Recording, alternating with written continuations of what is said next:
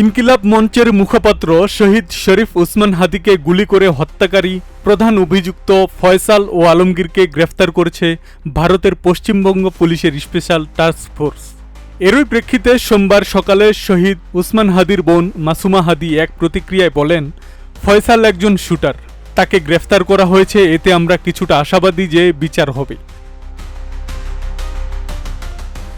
তবে এ হত্যাকাণ্ডের পেছনে আরও কারা জড়িত, ফয়সালকে কে নির্দেশ দিয়েছে, কে অর্থ জুগিয়েছে এবং কারা তাকে জেল থেকে জামিনে বের করতে সহায়তা করেছে, এসব বিষয়ে তদন্তের মাধ্যমে প্রকাশ করা প্রয়োজন।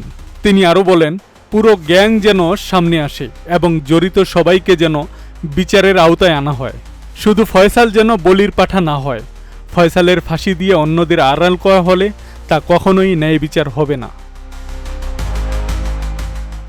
হাদির পরিবার সরকারের প্রতি আহ্বান জানিয়ে আরও বলে, অভিযুক্তদের দ্রুত আইনের আওতায় এনে বিচার সম্পন্ন করতে এবং ফয়সাল ও আলমগীরকে দ্রুত দেশে ফিরিয়ে আনার জন্য প্রয়োজনীয় ব্যবস্থা নিতে হবে।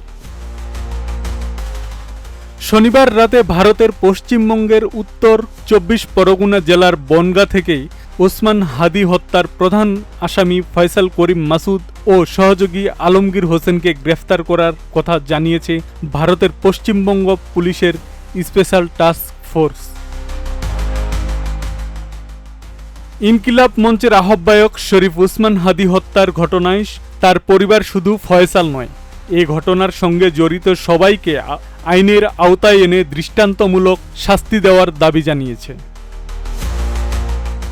আব্দুস সালাম, প্রজন্ম ২৪।